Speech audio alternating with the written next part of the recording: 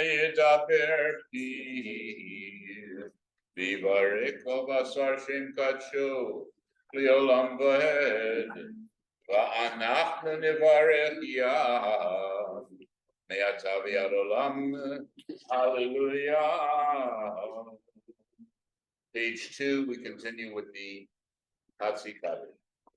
Yikadav, Yikadav, Shemei Rabban, Bi'almat Yivrach Yiruteh, Bi'amlich Malchuteh, B'chayechom, U'biyomechom, U'vchayedecho Beit Yisrael, Bagalav Isman Kariv, V'yimeruhu Amen, Yehishmei Rabba Mivarach, Leolam Leomei Amaya Yitbarach, Yitbarach, V'yishtabach, Yitbar, V'yitramam, V'yitnaseh, V'yithadar, V'yitale, V'yitalal, Shemei Kodesha B'rihu, Leolam Kol Birchata, V'shirata, Tushbechata benechemata,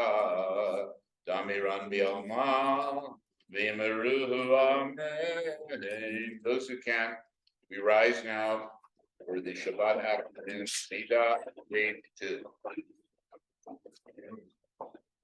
Baruch atah Adonai Eloheinu v'Elohei Avotenu Elohei Abraham, Elohei Yitzchak, Elohei Yaakov, Elohei Sarah, Elohei Rivka, Elohei Leah, Elohei Rachel, Ha'el Hagadol, Hagibor Adorai, Elyon, Gomel Chasadim Tovim, B'konei Hakol, V'zocher Chazdei Avot, V'yimahot, U'mevi Goel et Bneihem, L'man Shemo B'Yahava, Melech Ozer u'Moshiach Magen, Baruch atah Adonai, Magen Avraham v'Yezrach Sarah, Atah Gibor Yolam Adonai, Mechayim Eitim atah Ra'u L'Oshiach, Mohorid atah,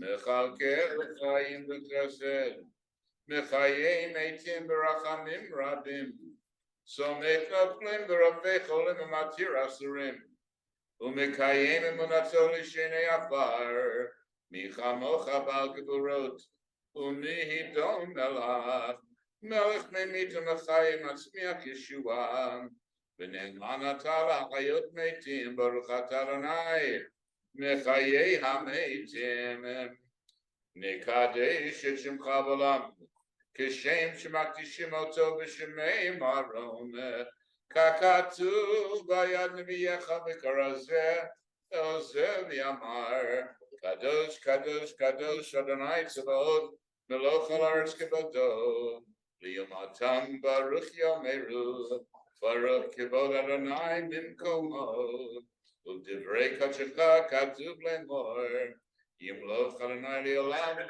Elohai Tzion L'Dor hallelujah.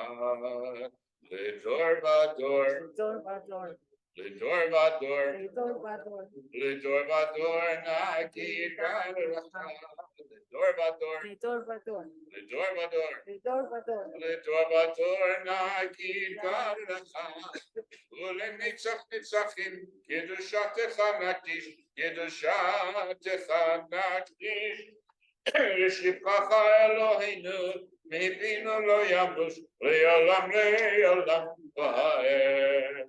L'Dor Vador, L'Dor Vador, L'Dor Vador, Nagid Gad Lecha, L'Dor Vador, L'Dor Vador, L'Dor Vador, Nagid Gad Lecha, Ki HaMelech Gadol v'Kadoshata, v'Kadoshata, Ki HaMelech Gadol v'Kadoshata, v'Kadoshata, Baruch atah Adonai, Ha'el HaKadosh, We continue silently on page 4 and the first paragraphs on page 5, and we offer our own silent prayers for our brothers and sisters in Israel.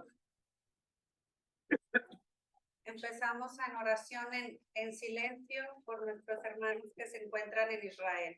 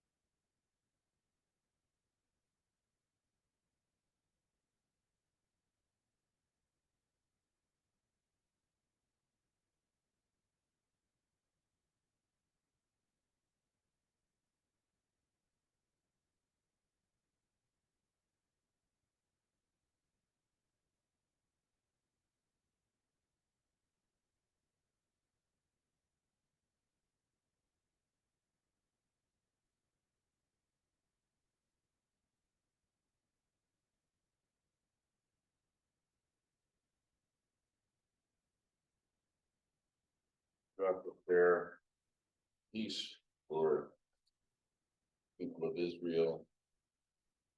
Hacemos oración, paz por la gente que está en Israel, For the innocent people la gente inocente in Gaza, en Gaza for the entire world. y por todo el mundo entero. Oh, say shalom, Dimramah.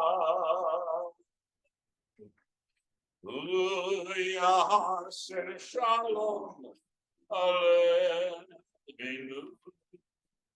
Ve'aliko Yisrael. Ve'imru, amen. Yahaseh shalom, Yahaseh shalom, shalom aleinu, Yaakov Yisrael. Yahaseh shalom, Yahaseh shalom, shalom aleinu, Yaakov Yisrael. Yahaseh shalom, Yahaseh shalom, shalom aleinu, Yaakov Yisrael. Yahaseh shalom, Yahaseh shalom. Shalom aleinu, Yaakov Yisrael, v'yimeru, amen. Please be seated.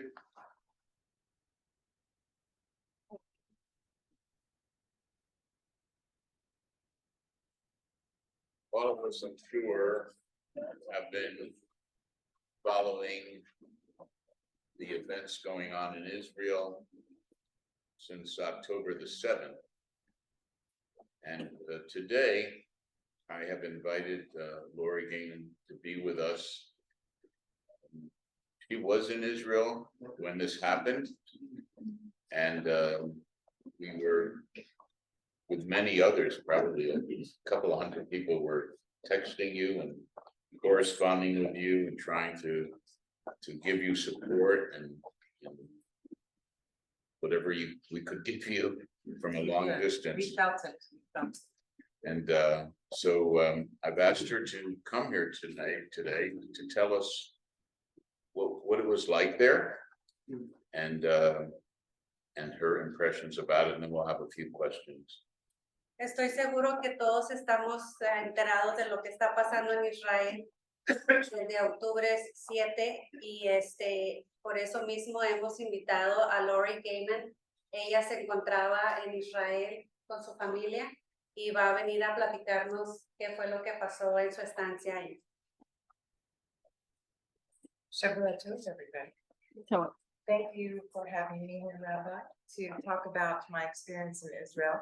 Some of you, I see a few familiar faces, may have heard some of the things that I've already said in a few other talks. I've become very famous. I've been on the news a lot, little unwanted notoriety. So the accounts haven't changed a little bit, so I'm sorry for the repetitiveness. Lori, I'm gonna ask you if you could allow Iron. Yeah. Yeah, we're gonna, Oh, We thank have you. it worked Yeah. out. Oh, thank you. Okay. but what of course has changed is the intensity of the war.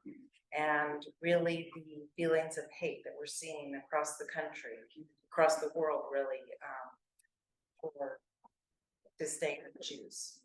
And so I'm hoping that maybe after I talk, we can all talk a little bit about it, about how you're feeling. Because I think it helps us when we can all unite in our feelings and the commonalities that we have.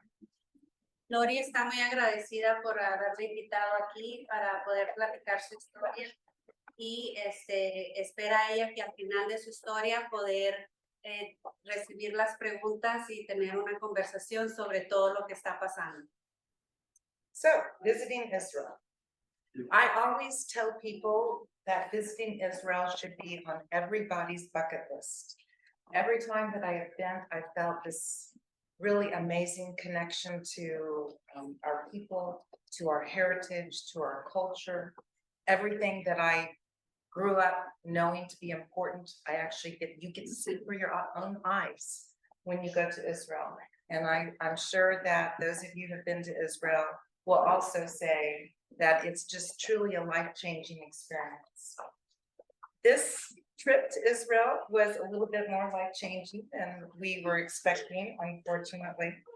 But I hope that there are going to be some important lessons that I can share that I learned while I was there during this time. Ella comenta que durante su visita a Israel, que ella quisiera que toda la gente tuviera eso en sus planes para el futuro. Se encuentra uno en una área donde se siente bienvenida y la conexión con sus antepasados y todo lo que se conoce durante su vida. El amor de la cultura y el agradecimiento en toda la gente que está alrededor. Y ha sido una experiencia que le ha cambiado su vida. Y ella siente que no importa de qué religión estén ahí, todas están representadas en Israel. So we originally went because my father, who was 84 years old, had never been to Israel. And my sister and I have been multiple times. And when he said that he wanted to go, we said, let's do it. And we were just quick to jump on it for us to be able to go as a family. We planned an amazing trip.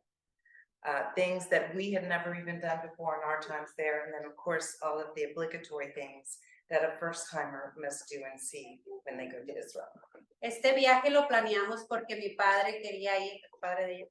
Y cuando mi hermana y yo escuchamos que él deseaba ir a Israel, luego empezamos a planear y queríamos que fuera una experiencia magnífica y incluso planeamos cosas que nosotras mismas no habíamos experimentado y teníamos muchos planes para mi papá. So we left on October 2nd with all of our spouses, and we flew, obviously we landed in Tel Aviv, but we went to Shaharut, which is a town in south of Israel, about a 40-minute drive from Eilat, which now I hear today that Eilat was unfortunately in the line of fire. We wanted to just get used to the time change, just have a few days to relax before we were going to start this amazing whirlwind tour in Israel. Llegamos en octubre 2 con toda nuestra familia, nuestros esposos, y llegamos a Shaharut en el sur de Israel, que está a 40 minutos que íbamos a empezar nuestra jornada. queríamos llegar con tiempo para acostumbrarnos al tiempo, al cambio del tiempo. There we visited a kibbutz and kibbutz Lotan is Reformed Jewish kibbutz that specializes in ecology. And we stargazed, we pampered ourselves with all kinds of really incredible body treatments. And we toasted every night to just being together and being so excited to be one day closer to seeing the country of Israel. Llegamos a Kibbutz, que es una área de que es judía reforma, y ahí nos dejamos consentir bastante, pudimos ver las estrellas y cada día que estuvimos ahí quisimos brindar por estar juntos. So we were there for 3 days and then we headed back to Tel Aviv, and we had a private guide, Itan, who picked us up at the airport, and he took us straight to a falafel stand so we could have lunch, because of course you have to eat falafel when you go to Israel. We also went to go visit the Ayalon Institute, which is an underground ammunition factory that operated during the Independence War. And then he dropped us off at the Shuk, because we just had a couple of hours left before the Shuk would be closing for Shabbat. And we wanted to pick up a couple of little goodies. And our plan was, as he said goodbye, I'll see you tomorrow at 10 o'clock in the morning. I'll pick you up and we're going to see the sights and sounds of Jaffa and Tel Aviv. Después de 3 días nos dirigimos a Tel Aviv en octubre 6, donde teníamos nuestro propio guía turística Eitan, y nos puso a que comiéramos falafel porque son muy populares en Israel, todo el mundo debe tenerlas si van para allá, y también fueron a ver el underground ammunition, es subterráneo, ajá, y donde estuvieron la independencia de la guerra, y el plan era que nos iba a recoger al día siguiente a las 10 de la mañana, y así fue como quedamos con él. So unfortunately, the next morning we awoke to sirens at about 6:30 in the morning, and we never got to start our rolling tour of Israel. When we first heard them, we were so caught off guard. We didn't even really know what it was. I mean, I think we knew what it was, but we just were shocked. I kind of threw on a robe. I looked outside in the hall, it was empty. Nobody was rushing to evacuate or anything like that. So go back in the room, and about 15 minutes later, we were thinking it was a false alarm maybe. And about 15 minutes later, another siren occurred. So we said, I think we better call the front desk and find out what's going on. And sure enough, they said, yes, these are indeed real alerts. You need to go to the safe room on your floor, which was either the maid's linen closet, because it had no windows, or the stairwell. And so by the time, I talked to the front desk and went outside, there was an Israeli family that was coming back from the safe room. And the Israelis have on their phones an app, a red alert app, that informs them of incoming activity. And it also gives them the all clear signs when it's safe to go back. So they were going back to the room. They said it was safe for us to go back to our rooms. So we did. And we turned on the news and started really learning of the atrocities that were taking place just 30 miles from us. Desafortunadamente al día siguiente nos levantamos y empezamos a escuchar la sirena. Pensamos primero que era una falsa alarma. Después de ahí a los 15 minutos volvió a sonar, y entonces fue cuando decidimos hablar a las oficinas del hotel. Y ahí fue cuando nos dijeron que cuando escuchan las sirenas pueden irse a un cuarto de seguridad, que es donde están ya sea la gente de limpieza o donde son las escaleras, que no hay ventanas que haya vista para adentro.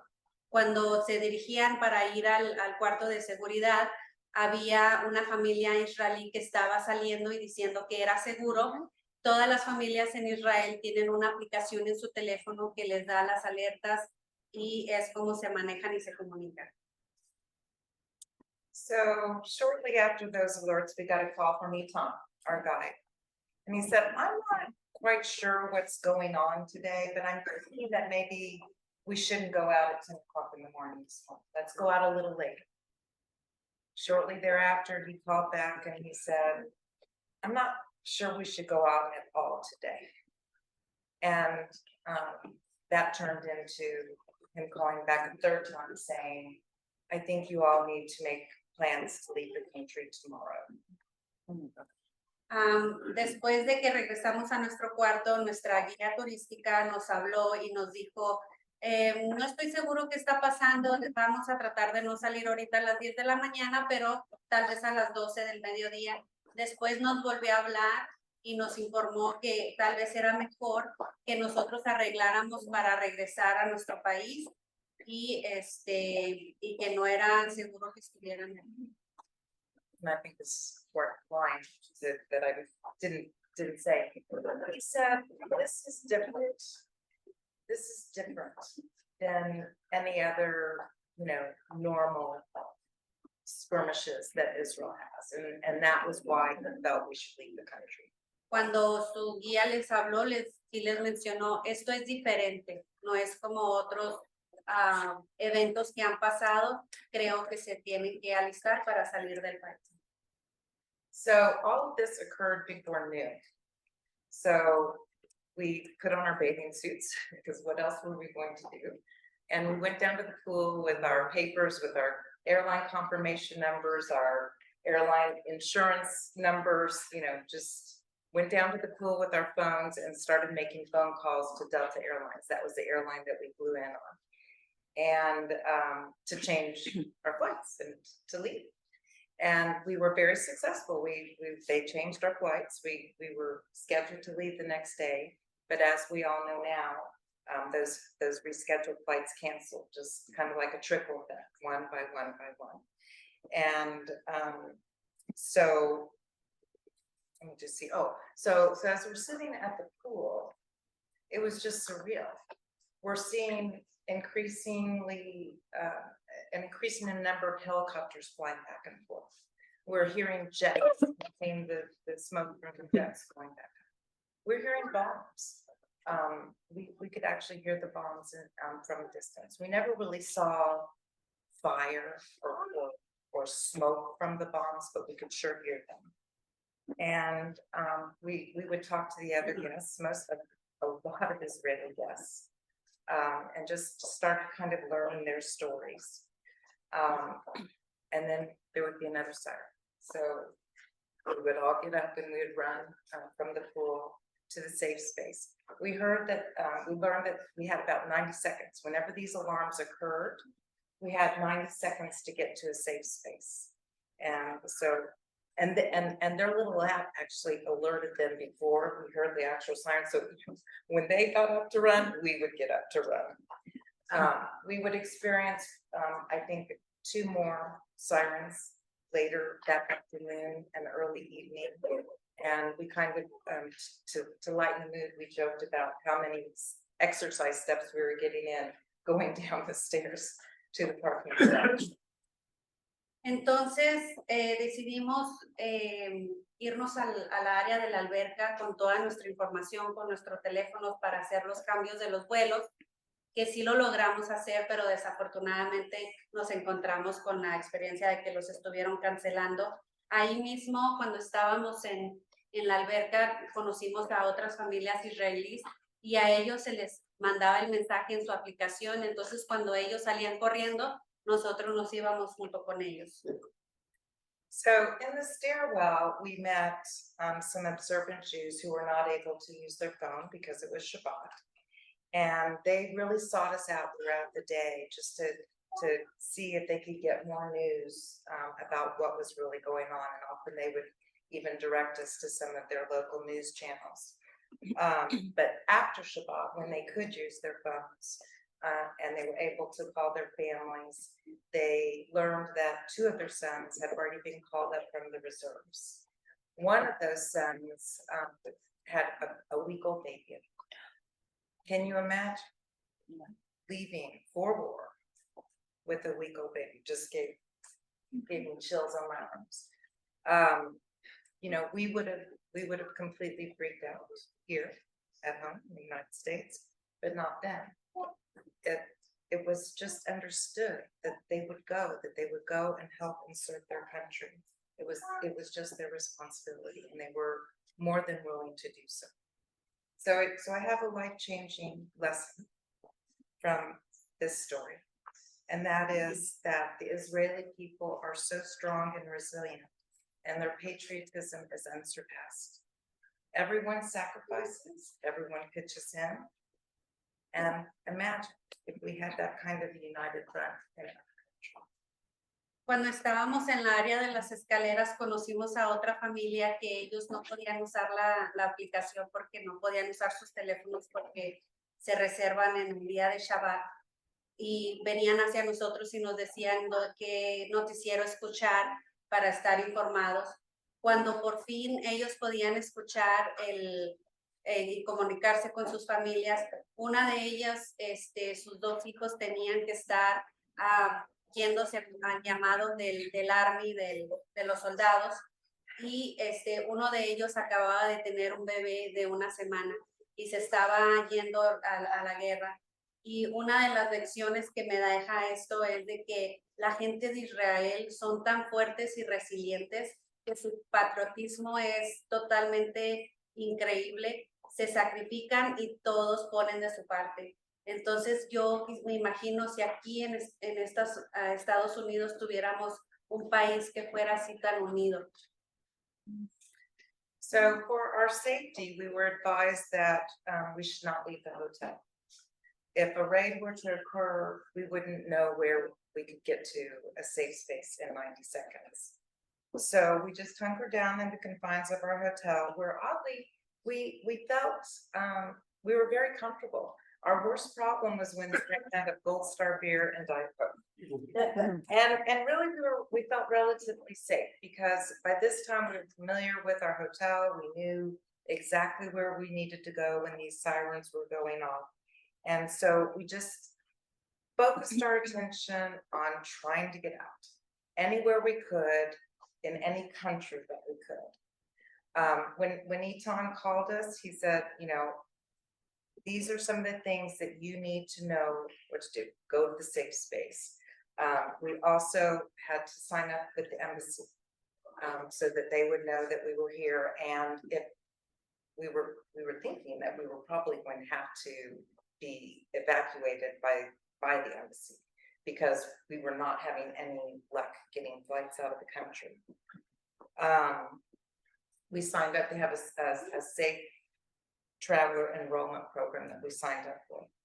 We contacted our legislators to urge them to have the United States get Americans out of the country, because as we were seeing the increasing military action taking place, we knew that each day that we were there, it was getting more and more dangerous for us to be able to get out safely.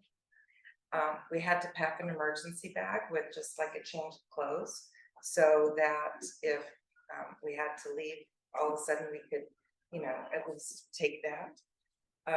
I actually thought about sleeping in my clothes every night because I was afraid that maybe, you know, we would have to evacuate at night. But then I settled on just sleeping in my robe and my nightgown because I figured, who hasn't seen a Jewish mom in their nightgown? And we started calling. We were hearing from the people that were getting out, that they were getting out on El Al Airlines, and so we started focusing on looking at their website and seeing where were they flying to that day, or where were they flying to the next day, what times were they, and we were looking for 2 tickets at a time for Alan and me, for my dad and his wife, and for my sister and her husband, so that we would always be with the buddy. And we just started going down and filling in, you know, our names. Okay, this one's going to Prague. We would fill it all in. We put our card in, and we put purchase, and of course it was gone. And so finally, we did find 2 to Prague. My mother and his wife Jeannie flew out on Tuesday, Saturday to Tuesday. And then my sister and her husband and Helen and I finally found flights to Budapest. And while we were doing that, I had Lenore Coburn here working on flights for us from those, whichever country we could find. I think that the saddest part about this was, or the most emotional part for Alan and me during this time, was we were told that we needed to send pictures of our passports to our kids. Should something happen to us, they would be able to be in touch with the embassy. Por los siguientes días estuvimos experimentando y viendo cómo había mucha actividad, helicópteros, aviones, y estábamos a gusto en el hotel, estábamos cómodos, pero teníamos que constantemente estar buscando vuelos para poder salir afuera. Buscábamos si íbamos a Budapest, y a Praga, y nos estábamos contactando con nuestros legisladores para que ayudaran a salirnos de Israel a los americanos, y lo más triste que nos sucedió fue que nos pidieron que les mandáramos fotos a nuestros hijos de nuestros pasaportes en caso de que nos llegara a pasar algo. Entonces estábamos en constante peligro, y después de eso fue lo que me hizo realizar y me hizo sentir muy triste. So we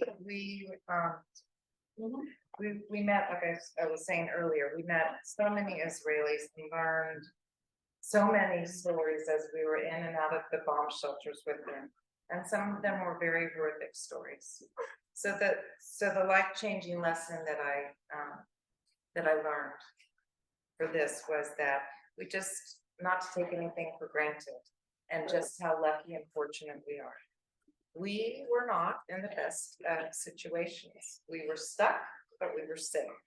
And so many in Israel are not safe, are not as blessed, and things are much far worse for them. So no pity party for this. Cuando estábamos en los lugares donde podíamos conocer a otras familias de Israel, ahí realmente aprendimos otras historias de terror que ellos habían pasado. La lección de vida que aprendí es de que no hay que dar nada por hecho, sino que sentirnos afortunados, y que a veces no estamos en las mejores situaciones y que estamos atorados, pero estamos seguros. Y en Israel no están seguros y tan bendecidos, y pueden las cosas ponerse en un momento que están bien, ponerse muy mal.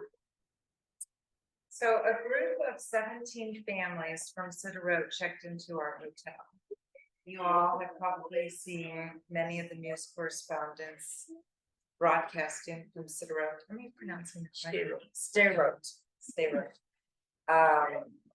They're broadcasting from there now, and I think that I just learned that a good 90% of the citizens of that city have now fled. But my sister and I were in the lobby when they came. Some of them were hugging the sign as they were coming in. And one of the women came up to us, my sister and me, and was kind of frantically asking, do you all know what we need a psychiatrist to talk about the trauma that was facing. And they fled. They had to flee their homes amidst rocket fire, amidst gunfire, amidst people coming into their community, and it was just utter chaos, they said. And we know that nobody was spared the brutality of this invasion: women, children, infants, the elderly, just because they were Jewish. So amazing. I mean, they just wouldn't believe the fortitude of these families. And when we were in the bomb shelter, these women would start chanting on Israel High, on Israel High, on Israel High, to just give the people and the kids especially to know us. Oh, so we'll go ahead. Cuando estábamos ahí en el hotel, nos tocó ver a un grupo de 17 familias llegando al hotel de Sderot, que es un pueblo pequeño y que está en el borde de Gaza. Y nos dimos cuenta que llegaron y estaban todos abrazándose y agradecidos de estar ahí, pero una de las mamás se acercó a nosotros a pedirnos ayuda si conocíamos a alguien que les pudiera dar ayuda psiquiátrica por el trauma que acababan de vivir, que habían dejado su hogar.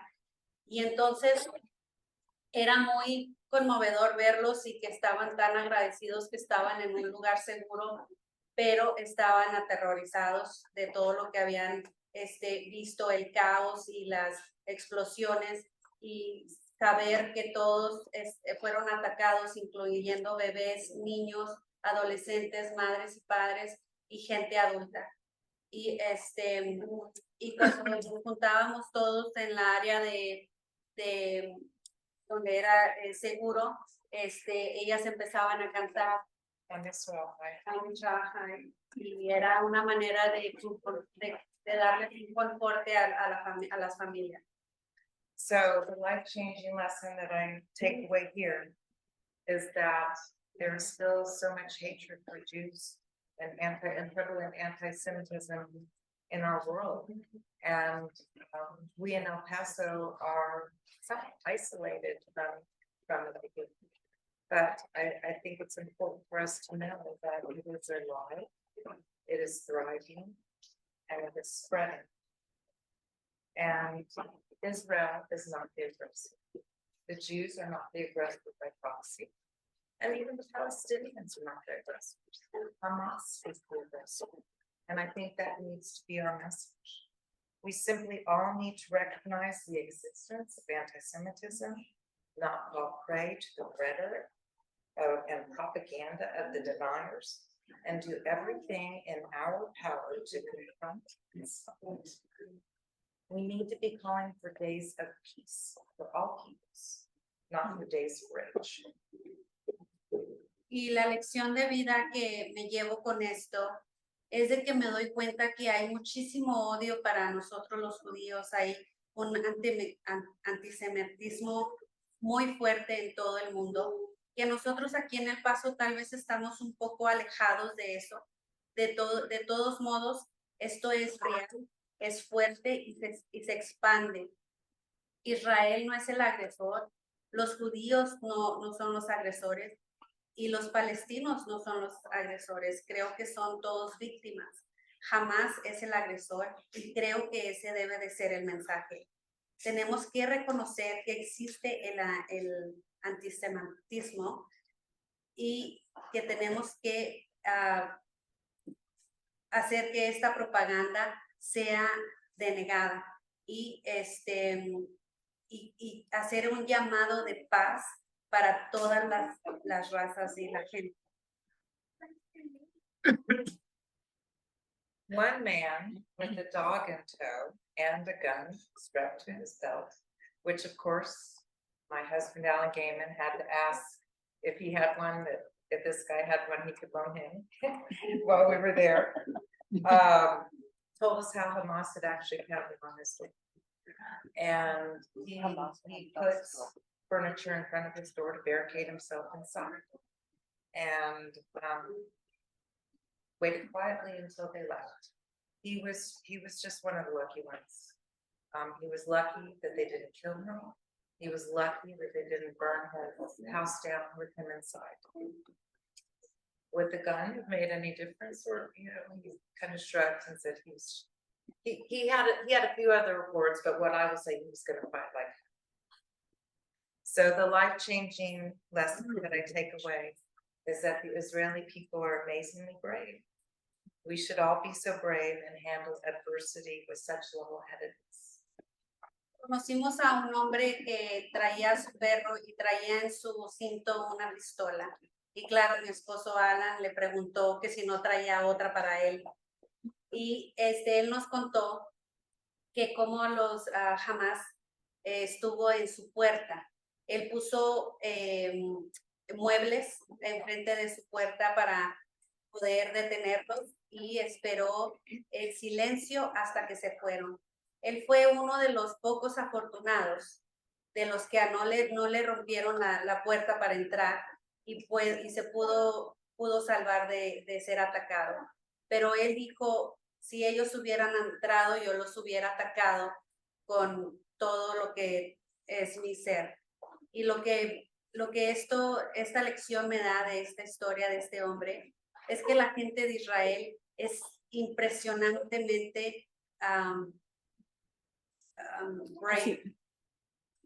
Valiente. valiente, que todos nosotros deberíamos de ser así de valientes ante la adversidad con mucha inteligencia.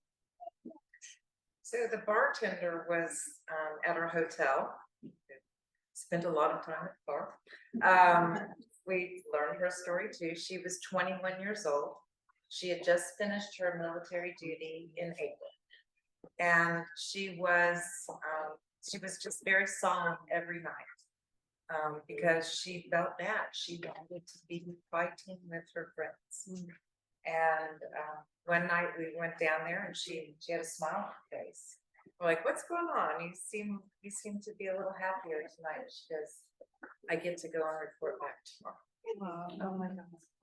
So the life-changing lesson that I take away with this is one of amazing dedication and work ethic. We should all be so willing to go the extra. Pasamos bastante tiempo en la barra del hotel y allí estaba la señorita que nos atendía de 21 años y nos contó que ella había completado su servicio de militar en abril y ella se veía molesta y decía que ella quería estar con sus amigos sirviendo y poder pelear contra el adversor. Y un día que volvimos en la noche notamos que ella tenía una sonrisa en su cara y nos dijo que se regresaba el día siguiente para pelear junto con sus compañeros. Y la lección de vida que me da es que la gente en Israel es tan dedicada y tienen una ética de unión y trabajo que todos deberíamos de tenerla y estar dispuestos a ir esa milla extra. So there are so many more stories that I could share with you, but I'm going to end with this one. At breakfast on our last morning, there was a little 4-year-old boy that came running into the restaurant with his mom and his little sister, and he ran straight to a table and went to go hug this woman, whom I thought was probably his grandmother. And she pointed to all the other people around. This was one of the Sderot families, and she pointed to all the people around her table, and he runs over and gives everybody a hug.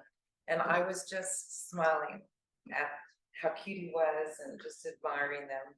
And she saw me smiling at them, and she pointed over to me. So I put out my arms, and here he runs, his biggest time. So good. And I think you all know what this last life-changing lesson is that we all need to hug each other a lot more. La última historia, tengo muchísimas historias, pero la última historia con la que me voy es que en el desayuno en la mañana me tocó experimentar a un niño de 4 años que venía de una de las familias de Sderot y saludó a su abuelita, creo que era su abuelita, y la abuelita le estuvo apuntando a toda la gente que estaba alrededor de la mesa y el niño iba y abrazaba a cada uno con una felicidad. Y yo los estaba mirando y estaba sonriendo, estaba muy contenta de ver esa experiencia. Entonces la señora me vio a mí y me apuntó, y entonces el niño vino y me abrazó, y entonces me tocó un abrazo. Y entonces la lección de vida que me da esta es de que tal vez todos nos debemos de abrazar. It's making me cry still too. So as Rabbi was saying, there were so many people from El Paso here that were, sending us texts, calling, posting on our Facebook, praying. And I just want you all to know that we did feel every single one of you all thinking of us, and it really helped us get through the situation that we were in. I know that your concern, all of our concerns has taken on a little bit of a different face now as things have escalated. And again, I welcome us to talk about it. If anybody has any questions, I think that there are probably some other people in this room who are much wiser than me that might have some better words of comfort or wisdom or whatever. But just whatever you'd like to share. Anyone have any questions or comments?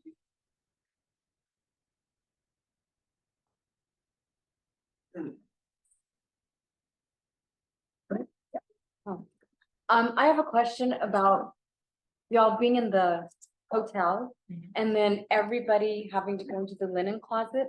Did you find that there was enough space to accommodate everybody, or was every floor had a different linen? Every closet? floor had their own linen closet or a stairwell. So for the majority of the time when all of these sirens were going off, we weren't on our floor. I think maybe only once or twice we were on our floor. So yes, there was plenty of room for whomever was on our floor. But for the most part, we were either in the lobby or pool. And we would run to the stairwell, which would take us down to the parking lot. And the staff was very good. They had bottles of water that they would pass out as we were going on. And people were, you think that in a panic type situation that people would be shoving, people would be pushing. It was very orderly. You would help somebody who had a stroller. You would help, a person that had to leave their wheelchair maybe on the landing. The stair landing. It was, and we weren't in there. I know a lot of people think, oh my gosh, you spent your whole time in the bomb shelter. It was 10 or 15 minutes at a time. And then you would go back out and go do what you were doing, and boom, it would happen again, and you would go back again. La pregunta fue que si la área donde los ponían para estar más seguros eran bastante grandes, y Lori dice que sí, que eran bastante grandes, y sorprendida sobre el orden de que toda la gente llevaba. Nadie me estaba empujando, ni parecía que estuviéramos en pánico, y todo el mundo nos ayudaba. Si había alguien que trajera una carriola, se le ayudaba con el niño para estar en la área seguro, y ya después era como un hábito de salir y venir sin ningún problema. Just wondering if you were allowed to travel anywhere or take some of your trip. We were told not to leave our hotel, so we really did stay in our hotel for those 6 days. There was one day when we were considering, I'm shaking his head now. We were considering going up north because we thought that, the action was taking place more south, and so we thought if we went north up to the Tiberias region, that it could be safer for us. And no sooner did we get that thought in our head then we started hearing on the news how, Hezbollah was attacking, on the border of Lebanon. So we chose not to do that. I will say that our guide in Ton is still not home. He lives right on the border of Lebanon, and his neighborhood was evacuated recently. La pregunta es si era posible viajar a otros lados, y sí pensamos viajar hacia el norte, pero pronto nos dimos cuenta de que no era seguro, así que seguimos intentando otras opciones, y sabemos que nuestro guía turística Ethan todavía no está. ¿Es he safe or no? He's safe, but he's not at home. Ya no se encuentra en casa y está seguro, pero tuvieron que evacuar la casa, su familia ayer. Alia? What was your initial feeling upon hearing the very first siren? It was disbelief. We knew what it was, but we're like, what do we do? it was just like disbelief, like, was that what we think it is? And, you know, you just don't expect that. La pregunta es, ¿cuál fue su sentimiento cuando escuchó la primera sirena? Ella dice que estaba sin creer que era lo que estaban escuchando, no pensaba que era una falsa alarma. Someone from Mexico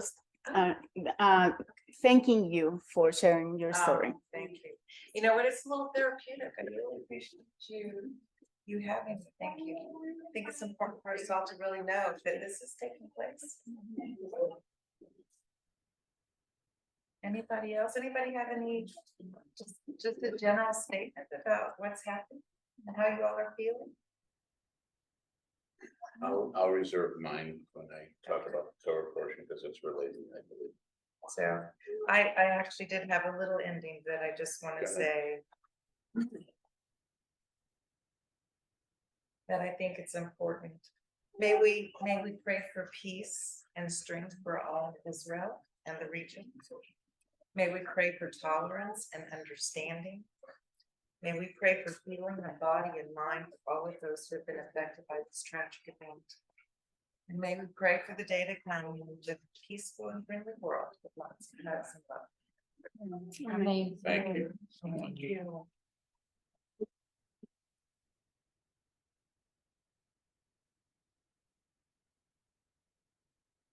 This time, I think it's appropriate that we offer the prayer for the state of Israel, which is in our booklet. And for those that can, please rise, you'll find it on page 5. Página 5 para rezar por Israel. And I think following stories suggested, maybe after the prayer, we should all. Yeah. Navinu, Avinu, Sheba Shamayim, Sur Yisrael Begoharu, Avinu, Oy Avinu, Sheba Shamayim, Sur Yisrael Begoharu, Baruch Baruch et Midinat Yisrael, Reishim Smichad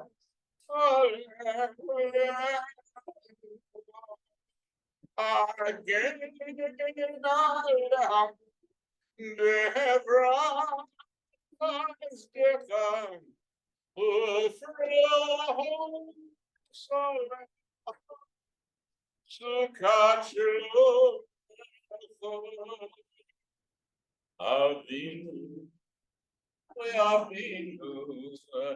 Sheba Shamayim, Sur Yisrael Begoharu,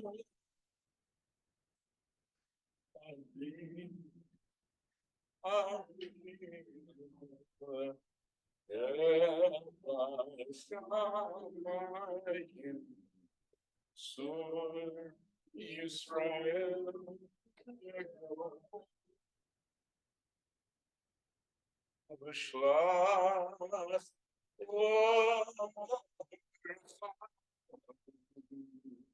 v'yamitcha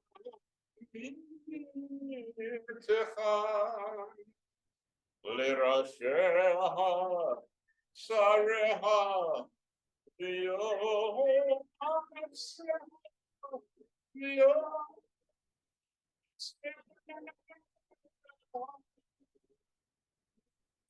v'taknim b'yitzayim tovam nirpanim ותקנים בעצה טובה.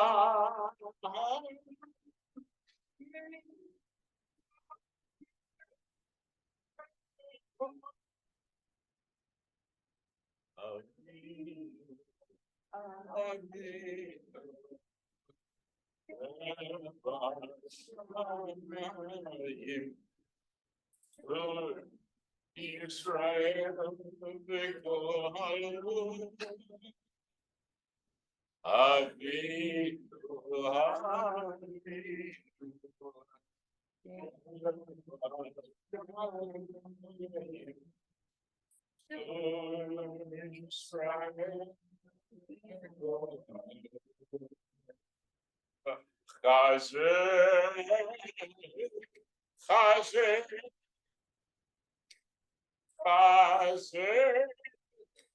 Chazek,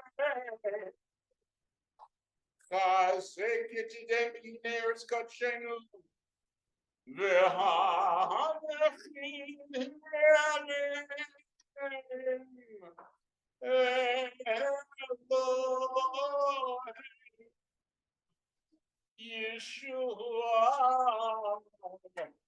Yeshua, v'yateret nitzachon, t'yahateret, chazek,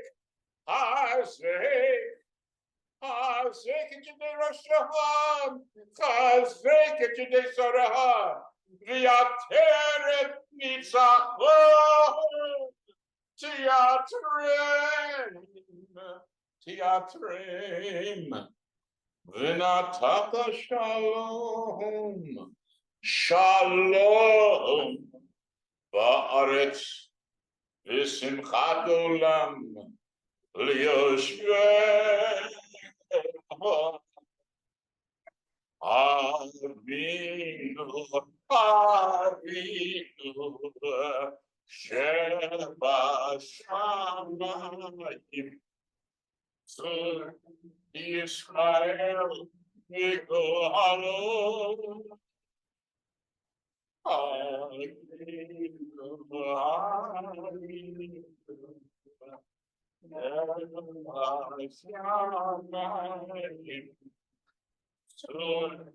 Israel, v'kol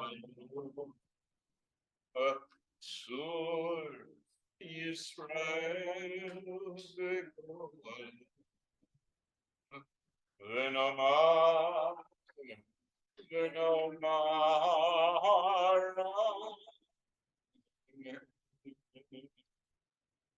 hug each other. Okay, one more time.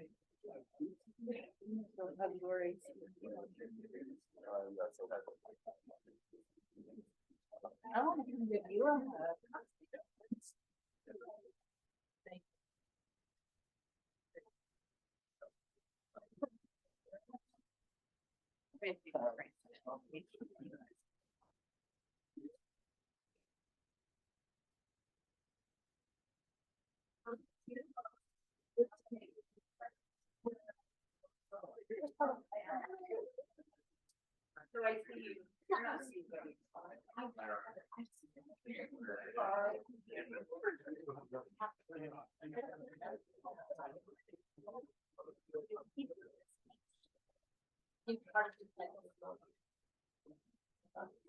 Yes, please. Oh. Wait, and say a break.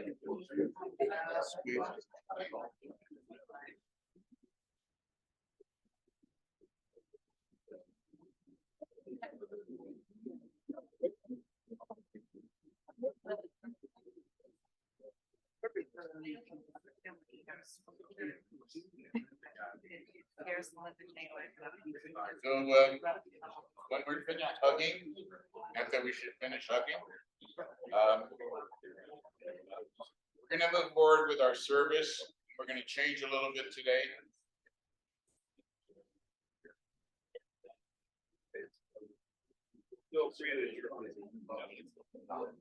Vamos a continuar con el servicio.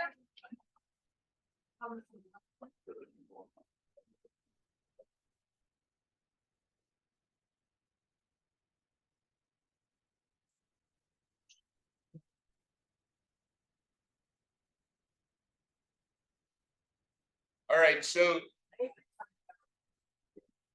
we're gonna move along. And instead of taking out the Torah and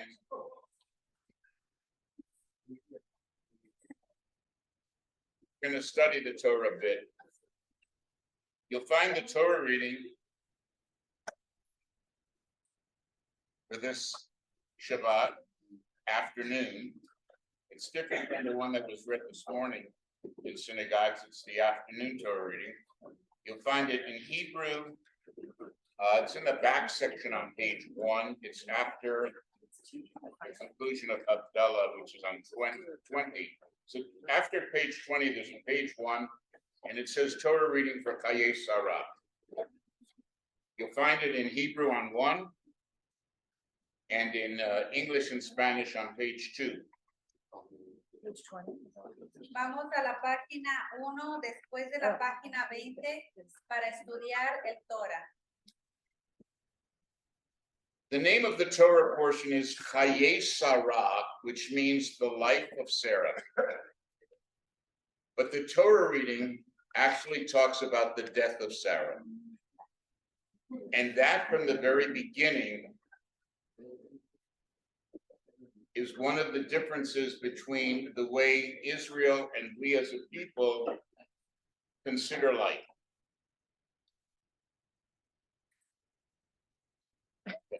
There's a lot there, right? All right. Well, we could just go on.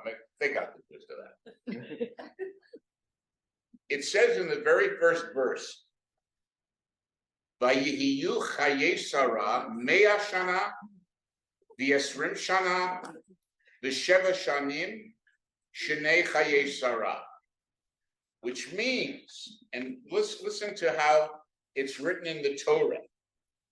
It says, and the life of Sarah was 100 years and 20 years and 7 years, the years of the life of Sarah. Now, one mention of death and dividing her life into different periods of her existence, when she was 100, when she was 20, and when she was 7. En el Torah explican que la vida de Sara estuvo de 127 años, pero es lo que está explicando el Torah durante la etapa de la vida de Sara. As you look in this room, you will see babies, you'll see kids, you'll see toddlers, you'll see older people, people of all different ages. And what we as Jews learn is that every single moment of our life is precious and sacred. Aquí en esta área podemos ver niños, adolescentes y adultos, y debemos de apreciar la vida de todos.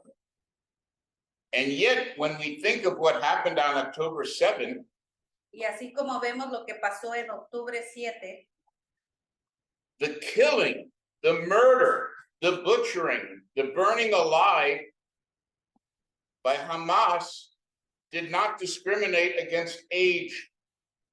They killed babies, they killed toddlers, they murdered and burnt alive older people, pregnant women. It didn't matter because life, the life of these people, of our people, was not precious to them. y la cruel matanza que ocurrió en octubre 7, que jamás vino y mató y quemó a personas, no discriminó a nadie, a bebés, a niños, a adultos y ancianos, los quemó vivos. And then the story goes on to tell us how Abraham, the first Hebrew, buries Sarah in Hebron in the cave of Machpelah. Entonces aquí en el Torah vemos cómo Abraham enterró a Sara In the cave of Machpelah. En la cueva de Macpela. En la cueva de Macpela. en la cueva de Macpela. Those people that were on the last trip to Israel with me came to Hebron, where also Abraham Isaac and Jacob are buried. Sarah, Rebecca, and Leah are buried. Rachel is buried in Rachel's tomb near Bethlehem. Y ahí donde todos estuvieron muertos y están enterrados. Okay. And the point I'm trying to make here is that this land was a part of the Jewish people more than 1700 years before there was an Islam. And the claim that the land, that this is all about land, is nonsense. That's a political claim once the state of Israel was established. But the history of all Judaism, Christianity, and Islam knows that this was the land that God promised to Abraham, to our people forever. Doesn't mean other people can't live there, but it also means that the Jewish people must always live there. El punto que quiere hacer el rabino es de que la gente judía es su tierra prometida de Israel. As a religious Jew, what am I supposed to do? Say that God never promised. The first words that God said to the first Hebrew was, Lech lecha me'artzecha mimolodtecha mibeit avicha el haaretz asher arecha. Leave your home. And where was he living? In Iraq, in Mesopotamia. You're not going to be the father of a great nation there. You're going to go to the land that I will show you, and there I will make of you a great nation, and all of the nations of the world will be blessed through you. Those that bless you will be blessed. Those that curse you will be cursed. Y ellos fueron mandados directamente por Dios y les dijo, aquí no es, vayan a donde les estoy apuntando, que era Israel. So let's put aside this idea that Israel somehow stole land, that it wasn't promised, it wasn't part of it. Hay que quitarnos la idea de que Israel no es nuestra tierra prometida. As Lori said, what we're feeling today has nothing to do with land. It has to do with hatred, because there is a Jewish state in the Middle East surrounded by Arab nations that don't want a Jewish state to be there. Y como lo mencionó Lori, no se trata de la tierra, sino el odio contra los judíos. And we were in the middle of a peace process with several Arab nations, besides Jordan and Egypt, that were ready, not because they necessarily wanted to, but they were ready to accept that there will be a Jewish state and that they will take part and trade with that Jewish state and benefit from that Jewish state. It was all going on until October 7th. Y estábamos en el medio de firmar un contrato de paz y todo pasó en octubre 7. And Hamas, which has in its charter the destruction of not only Israel, but the Jewish people, caused all of this to start with the most vicious atrocities in the history of our people. Y jamás tuvo este plan para venir a atacarnos y herir a nuestra gente. The Jewish people was chosen by God for one reason only, and that was called Tikkun Olam, to make this a better world. Dios escogió a los judíos con un solo motivo, que es Tikkun Olam, para poder hacer este mundo mejor. Wasn't working with Adam and Eve. No funcionó con Adán y Eva.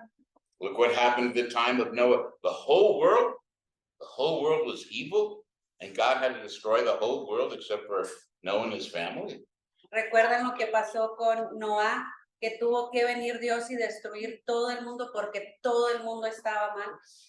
One reason only, because Abraham was going to be the first Hebrew, and he was going to give us a set of laws by which to live.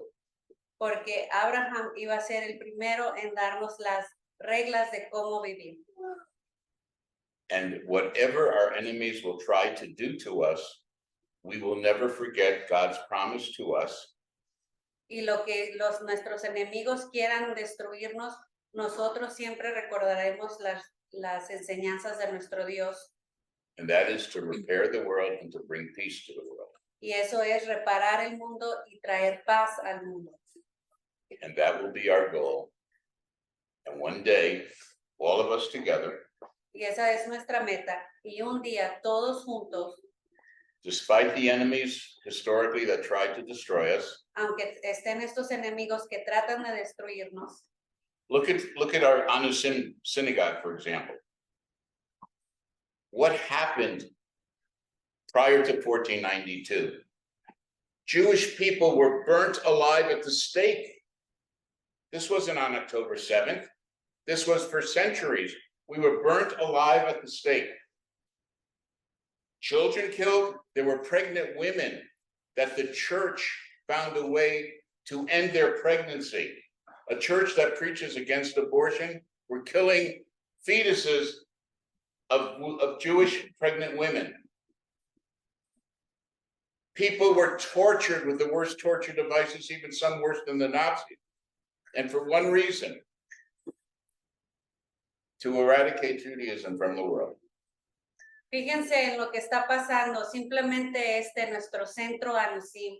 No nada más pasó en octubre 7, pasó hace muchos años donde la iglesia vino y nos torturaba, mataba a mujeres embarazadas con tal de terminar con nuestras creencias.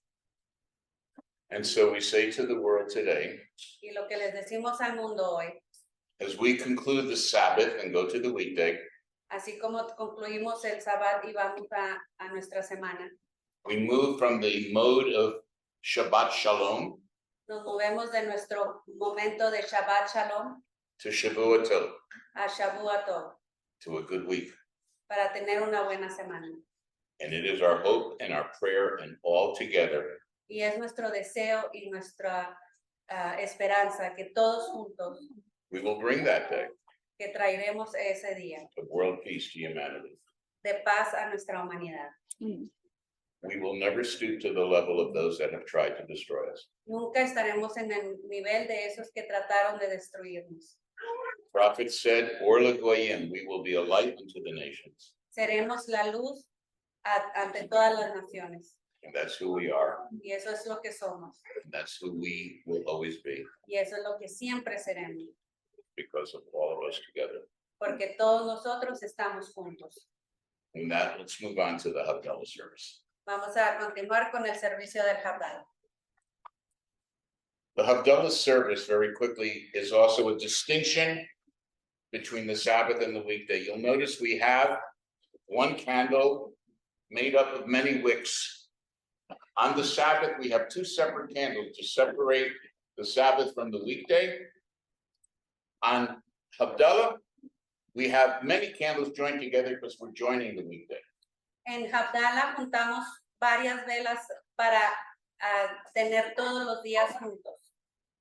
Cup of wine is a symbol of sanctity and joy. La copa de vino es símbolo de santidad. And as difficult as it is today, that wine does bring us joy because we are optimistic that from all of this, there will be a world of peace. Y ese vino, aunque sea difícil, estamos en un ambiente de optimismo de que todo esto pasará.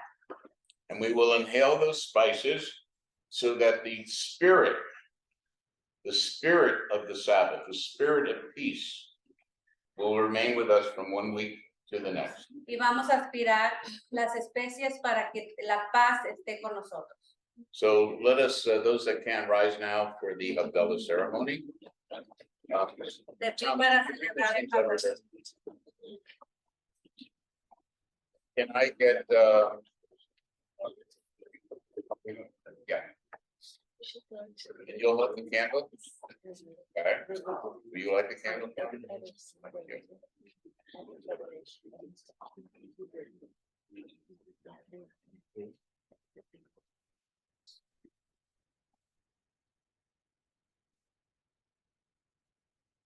In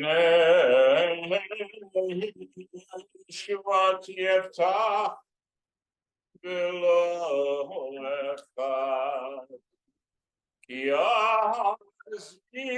Zimratya Adonai Vayehili Shalom L'shavetemayim b'sason Mi mayene ha-Yeshua L'Adonai ha-Yeshua Alamcha birchatecha selam Adonai tzavodim alam miskav lanu Elohei Yaakov selam Adonai tzvod ashrei adam boteach bach Adonai Hoshea Melech Yaneinu B'Yom Kareinu La Yehudim Hayetal Rav Simcha V'Zachon Bikar Kain Tielanu Kos Yeshua Tesam U'V'Shem Adonai Ekra Baruch Atah Adonai Eloheinu Melech Olam Borei Peri HaGafen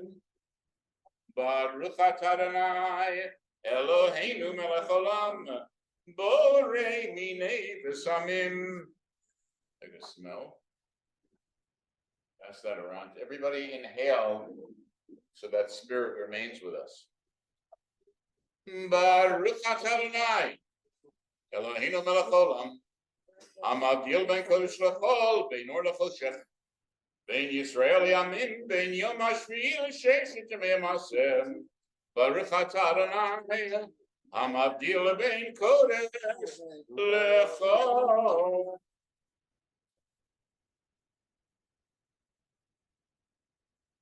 See if you can put that out. We take the full cup of wine, which is overflowing with sanctity and joy, and we extinguish the light into that fire. So again, the spirit of Shabbat remains with us.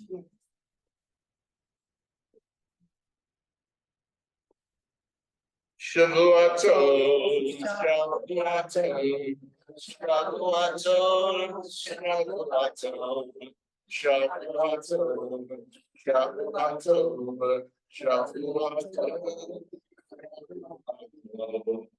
Eliyahu Ha'Nishbi, Eliyahu Ha'Nishbi, Eliyahu, Eliyahu, Eliyahu Ha'Gilati, Imheira Be'aminu, Ya'avor Eleinu, Imashiach Ben David, Imashiach Ben David.